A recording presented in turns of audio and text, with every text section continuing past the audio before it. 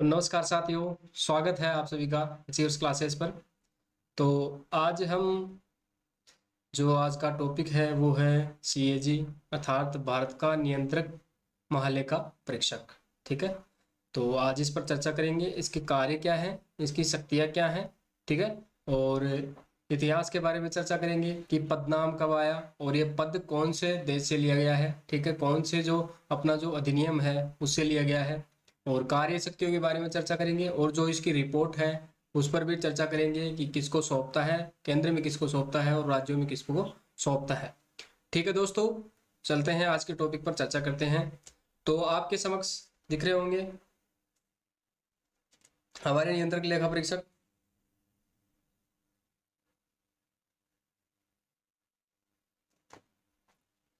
ठीक है, हमारे नियंत्रक लेखा परीक्षक आपको यहाँ पे दिख रहे होंगे, ये रहे, गिरीश चंद्र मुर्मू जी।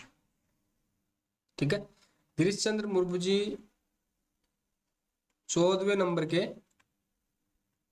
नियंत्रक और महालेखा परीक्षक है। ठीक है, इसका शॉर्ट फॉर्म आप देखें तो सीएजी। ठीक है, और अगर देखा जाए तो प्रथम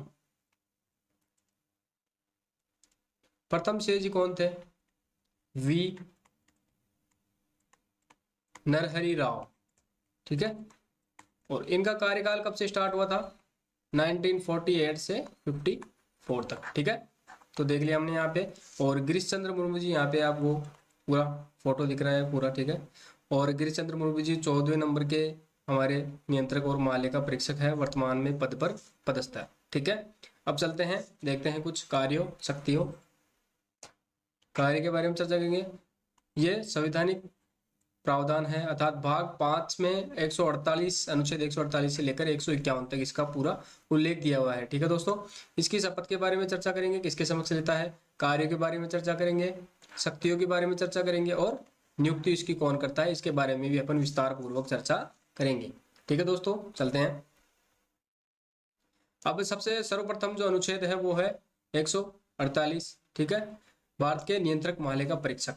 अब इसमें 3 या 4 से 5 पॉइंट है, जिसमें सबसे पहला पॉइंट है भारत का एक नियंत्रक महालेखा परीक्षक होगा। ठीक है, अब सबसे पहले अगर इसकी नियुक्ति कौन करेगा, उसके बाद इसका कार्यकाल कितना है, उसके बाद इसकी पद मुक्ति अर्थात पद से किस आधार पर इसको उठाया जाएगा। ठीक है, अब नियुक्ति तो कौन करता है? राष्ट्रपति करता है। ठीक है, नियुक्ति के बारे में चर्चा हो गई।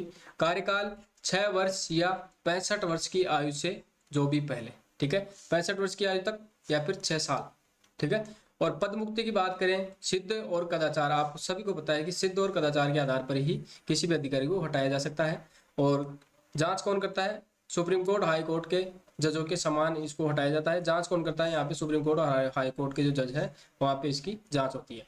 ठीक है, शपथ किसके समक्ष लेता है? शपथ भी राष्ट्रपति के समक्ष लेता है। ठीक है, और इसके वेतन भत्तों के बारे में बात करें तो 2.5 लाख 2,50,000 इसका वेतन है। और त्याग पत्र ये राष्ट्रपति को देता है। 3 चीज हो गई, नियुक्ति, शपथ और त्याग पत्र। तीनों चीजों में आप राष्ट्रपति को रहोगे। ठीक है, राष्ट्रपति के समक्ष ये सभी कार्य करता है। ठीक है, कार्यकाल 665 हो गया, पदमुक्ति सुप्रीम कोर्ट और हाई कोर्ट के जजों के समान। आगे देखते हैं, अनुच्छेद 148 का ही भाग है कि पद मुक्ति होने के बाद केंद्र सरकार या राज्य सरकार के अधीन किसी पद का पात्र नहीं होगा। ठीक है, पद मुक्ति का अर्थ है दोस्तों यहाँ पे अगर वो अपना कार्यकाल पूर्ण कर चुका है या फिर उसको हटा दिया गया है तो उसके बाद वो राज्य सरकार या केंद्र सरकार के अधीन किसी भी सरकारी सेवा में अपनी सेवा नहीं दे सकता है। ठीक है, फिर अगला है लेखा परीक्षक व लेखा विभाग के कर्मचारियों की सेवा शर्तों का निर्धारण के राष्ट्रपति के साथ करेगा। ठीक है, लेखा परीक्षक और लेखा विभाग के जो कर्मचारी हैं उनकी जो सेवा शर्तें हैं उनका निर्धारण अर्थात उनकी संख्या में बढ़ोतरी, ठीक है, उनके वेतन भत्तों में, ठीक है, तो इसकी चर्चा केग राष्ट्रपति के साथ करेगा। ठीक है, राष्ट्रपति के समक्ष या साथ। केग के खर्चे किस पर? अपनी भारत की संचित निधि पर भारित होंगे। अब आपको बता दूं कि भारत की संचित निधि कौन से अनुच्छेद में है? 266। ठीक है, सभी जो वेतन भत्ते हैं अपने अधिकारियों के वो इस पर ही भारित है। और एक हाई कोर्ट के जो जज हैं उसके वेतन भत्ते तो किस पे भारित है? अपने राज्य की संचित निधि। लेकिन इनकी जो पेंशन है, पेंशन कौन सी निधि से दी जाती है? भारत की संचित निधि से। ठीक है दोस्तों, आगे चलते हैं। उसके बाद है अपने भारत के नियंत्रक महालेखा परीक्षक के कर्तव्य और शक्तियां। कौन से अनुच्छेद में है? अनुच्छेद 149। ठीक है। अब कार्य के बारे में चर्चा करें तो केंद्र राज्यों के बीच कोई भी जो किया गया खर्च है उसका लेखा परीक्षक अर्थात लेखा परीक्षण कौन करता है? सीएजी करता है। भारत का नियंत्रण लेखा महापरीक्षक करता है। ठीक है। फिर है केंद्र राज्यों के राजस्व से संचालित निगम और कंपनी। इसका अर्थ है कि केंद्र और राज्यों का हिस्सा, केंद्र और राज्य का उसमें हिस्सा है, 50% हिस्सा है, ऐसी कोई भी निगम या कंपनी, उनके लेखों का परीक्षण कौन करता है? सीएजी करता है। फिर है राज्यपाल के आग्रह पर स्थानीय निकायों का भी वह लेखा परीक्षण कर सकता है। किसके आदेश पर? राज्यपाल के आदेश पर। केंद्र राज्य सरकार के लेखा प्रपत्र विवरण को लेकर राष्ट्रपति को सलाह देता है। ठीक है। और फिर है लोक सेवा समिति को सहयोग प्रदान करता है, इसलिए इसे मित्र दार्शनिक कहा जाता है। ठीक है। हो गए मेन जो कार्य थे कि लेखा परीक्षण, मेन जो इसका कार्य है वो है लेखा परीक्षण करना। ठीक है। केंद्र राज्य स्तर पर और केंद्र राज्य के अधीन जैसे कोई भी वित्त पोषित संस्थान है, निगम है, कंपनी है, इसके लेखों का परीक्षण भी कर सकता है। और अगर राज्यपाल अगर आदेश देता है तो वहां के जो स्थानीय निकाय है उनका भी लेखा परीक्षण वह करता है। ठीक है। और लेखा प्रपत्र राष्ट्रपति को सलाह देता है इस पर, और लोक सेवा समिति को सहयोग प्रदान करता है। ठीक है। इसलिए इसे मित्र दार्शनिक भी कहा जाता है। आगे चलते हैं।